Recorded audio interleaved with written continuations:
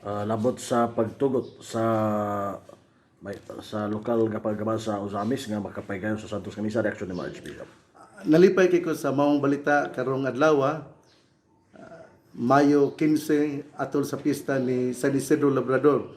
Din akong nakita nga gilift na ang maong restriction ni Mayor Ando Waminal ug tungod na nalipay kayo ako nya mapasalamaton kayo ako. Ang ako lang hangyo sa mga kuraparoko nga unta sila magmabinantayon unya magpadayon sila nga ang mga matuohon nga mo salmot sa maong kalihukan nga relihiyoso kinahanglan gyud nga mo tuman sa mga reglamento panalitan sa wearing of mask, washing of alcohol sa ilang kamot, unya naapod ang proper distancing o ato pod nga buhaton kadtong kining footpath, kining foot disinfectant. Ug mao kada akong gihangyo para sa mga kuraparoko dinhi sa dakbayan sa Usamis kay sa pagkatinuod lima raman ka mga simbahan karon ang maablihan. Ang Tabid, ang kuraparoko si Father Ray Pernia sa Tinago, ang Kwasay Parish nga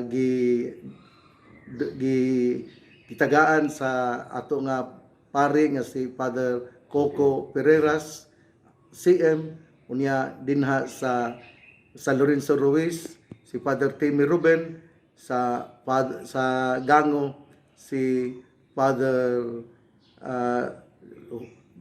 Lustre, Joven Lustre, unya sa Banyadero si Father Banit, si Father Daryl ug si Father Jesse Langgam. Sa pagkatinod lima ra gyud ka parokya ang magpadayon karon sa mong misa tungod mao man kini ang simbahan nga maoy dinhi sa dakbayan sa Usamis.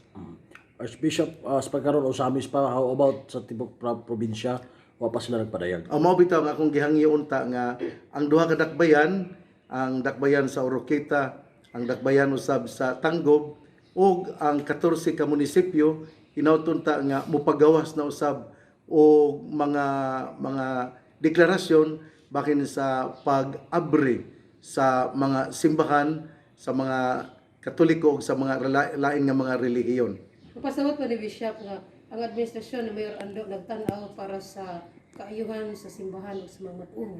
Ako mapasalamaton kayo ako kay tungod kay wala man gyud nila pasagdi ang ato nga ang ilang gitugot nga mo padayon na kita karon, mo abli na kita. Ug tungod ni ana ako mapasalamaton kaayo unya do na gyud sila concerned di ay tungod kay ang mga panghitabo dinhi kinahanglan man gyud nga ubanan gyud sa pangamuyo ug pag-ampo.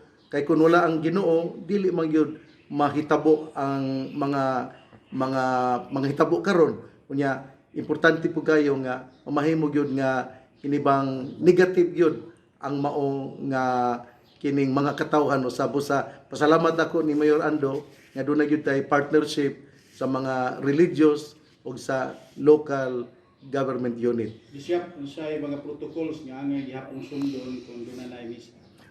Ako yung giklaro sa mga kaparian nga kinahanglan gyud nga dunay proper distancing, dunay wearing of mask, duna po'y paghunaw sa alcohol, unya duna po'y gitawag og kining foot disinfectant sa matag kining pultahan sa simbahan. Unya importante sa jud kaayo nga i-disinfect pud ang simbahan kay daghang mga tao kuyaw pud kaayo kung duna di ay mga virus gapon nga nagpabilin. Pilay accommodate, for example, ang katedral, pilay accommodate ng mga manimbahay. Ang simbahan sa katedral kung wala gyoy proper distancing mo accommodate na og 1,500. Pero kung ato kining gamiton ang kadang 2 meters mo accommodate lang og mga 258. Kasi nagtabo sa pagkalawat Monsignor. Ang pagkalawat kinahanglan yun nga duna po'y reglamento. Duna na may gihimo nga si Father Cody Sarinas gitahasan ni Monsignor Boy Naron nga mohimo sa mga precautionary measures diin duna sila reglamento kung asa gyud mo kalawat unya kining ang mga asa moagi pod aron dili magtagbo ang mao nga mo kalawat. ang misa na to Bishop diya sa atong katedral unsa orasa ang first mass dahil og kanang panahon sa kahaponon. Oh, daghan jud kayo ang misa karon nga buhaton kay ato man lang yung i-accommodate gyud. Kada ang gisulti ni Monsignor Boy alas 5 sa kadlawon, alas 6 sa buntag, alas 7 sa to pa kada oras doon na nay misa. Unya yan doon nagpoy gihangyo pud namo ang doon na may pulis ko no nalipay pud ko ni Mayor Ando nga doon ay pulis nga ibutang para kung daghan na kayong mga tao kinahanglan gyud nga kining istirado pod ang simbahan. Nya gani kung daghan na gyud kayong mga tao magbisa pod ang cathedral dito sa kining covered court nga gibiyaan karon sa Lasal. So doon na gyapon dito doon na may agianan niya dito pod mo accommodate po to dito og mga 200 ka mga tao. Unsa anticipation nimo Bishop? Udagsang ka mga tao or mahadlok ka mga tao? Mohadlog gyud ang mga tao. Gamay ra gyud ang muana ra gyud din na kining kadto ra yung mga gitawag gyud og lunod patay nga mga Katoliko nga manimbahay. Pero kinahanglan gyud nga ato manggod nga doon na bay gitawag og ganang bitawng habit forming. Kinahanglan gyud nga kanang magbalik-balik pa kay kun dili gud nato aghato ng mga tao tingalig mo tuo sila nga ang live streaming din sa mga kining TV okay na dili biya na gyud okay kay tungod kay sa panghitabo pero kinahanglan gyud nga ang ato nga pagpangamuyo physically kanang nagyud ta present gyud ta physically sa mga kasaulugan.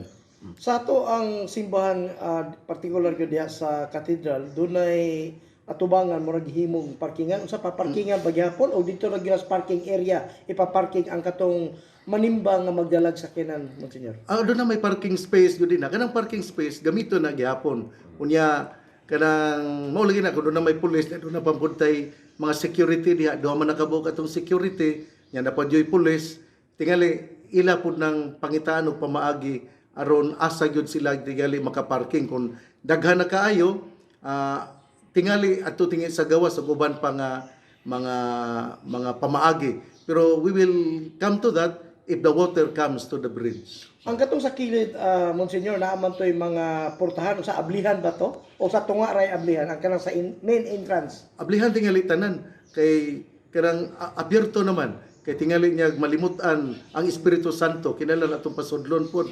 Ako na ng komedya pero ang pagkatinuod mao nga abierto na gyud ang tanang pultahan.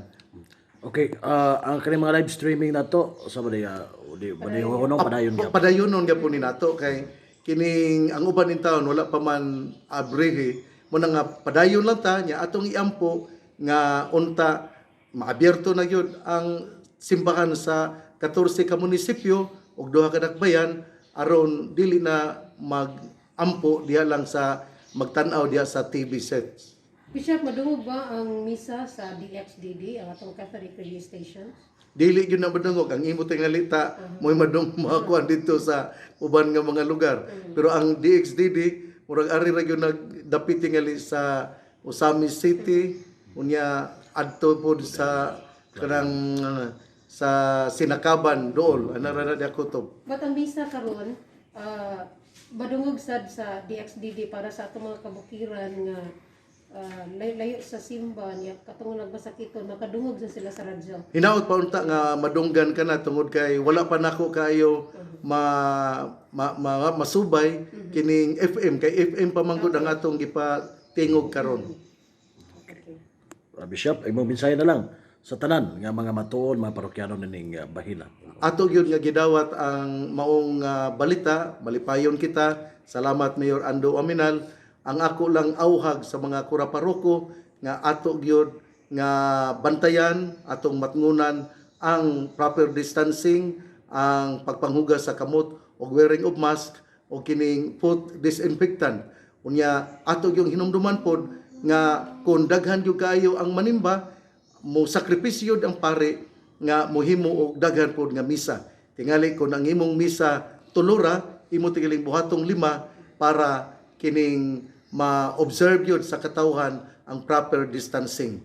Pero wala ko kibalo kung kining giuyunan pabud nga wala may reglamento pod bahin sa mga bata o sa mga tiguang mga senior citizen, tingali kining tanan, abyerto tingali ni para sa tanan, regardless of what type you are as a human being. Ang importante mao nga kita madasigon kita nga muampo mupasalamat pinagi sa kining paghalad sa santos nga misa diya sa atong tagsa-tagsa ka simbahan dinhi sa dakbayan sa Usamis. Usbon ko akong pasalamat unya akong hangyo nga ang uban pod nga mga munisipyo nga walay COVID-19 positive ato nang ablihan unya sa duha ka dakbayan hinaut pa unta unya ato gyud nga bantayan gyud ang atong border kay di man pug kumusugot nga dunay mosulod nga dunay kining positive mo na nga uyon kay ko nga wala say eroplano uyon pug ko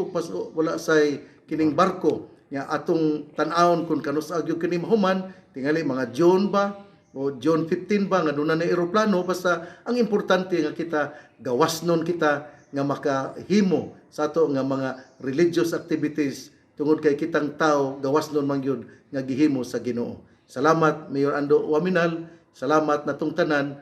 Praise the Lord, daygo ng Ginoo.